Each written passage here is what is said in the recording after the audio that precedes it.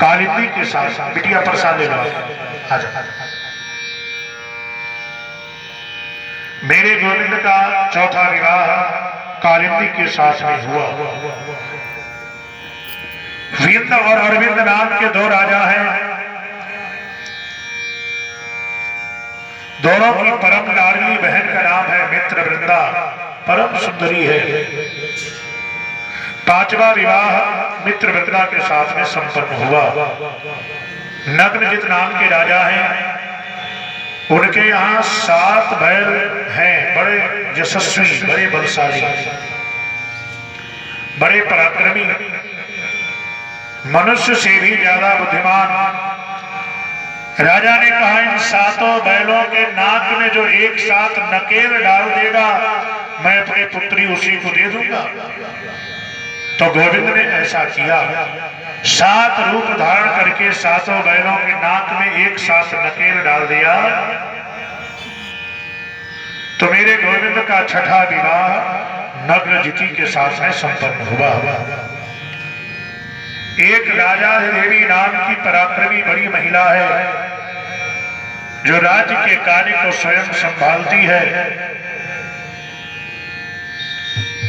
राजा देवी की पुत्री का नाम है भद्रा। 7वां विवाह मेरे गोविंद का भद्रा के साथ में हुआ। मध्य देश की राजा की बिटिया का नाम है लक्ष्मणा। 8वां विवाह कृष्ण का लक्ष्मणा के साथ में हुआ। एक और बड़ा पराक्रमी राजा है जिसका नाम है भौमासुर, जो भूमि से उत्पन्न हुआ है इसलिए उसका नाम है भौमासुर। बड़ा बलशाली था लेकिन उसने अपने बल का बड़ा ही दुरुपयोग किया।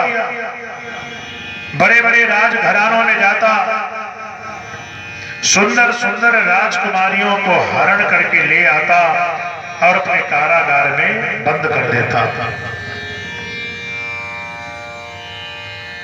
16,000 राजकुमारियों को बंद करके बंदी बना करके रखा था।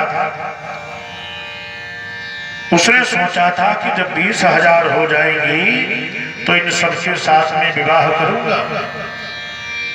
16,000 राजकुमारियों को बंदी बना करके रखा।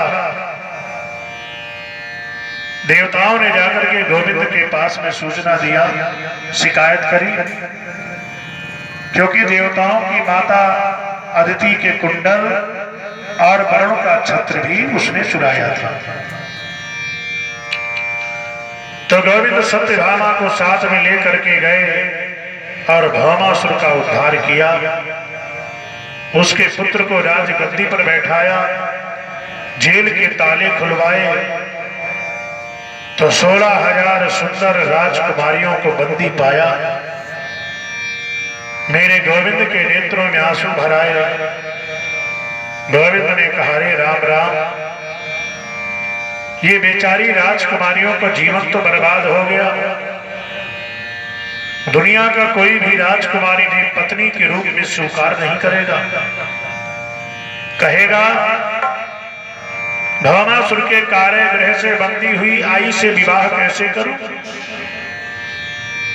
लोग लाज के भय से इनके माता पिता भी इन्हें स्वीकार नहीं करेंगे। इनके पास में तो केवल 2 मार्ग हैं, या तो ये सभी गलत रास्ते पर चली जाएंगी और या ये सभी कुआं में गिर करके आत्महत्या कर लेंगी। और यदि ये गलत रास्ते पर चली गई तो समाज में कितनी विकृति फैल जाएगी, समाज में कितनी गंदगी फैल जाएगी। इसलिए गोविंद ने उन सभी राजकुमारियों से कहा, यदि तुम्हारे जीवन में कोई अन्यथा ना हो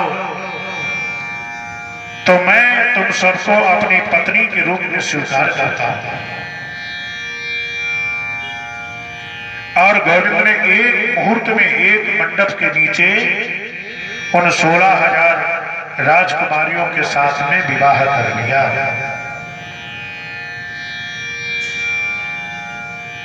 आदरणीय श्री सुखदेव स्वामी कहते, राजा बताओ गोविंद यदि ऐसा ना करते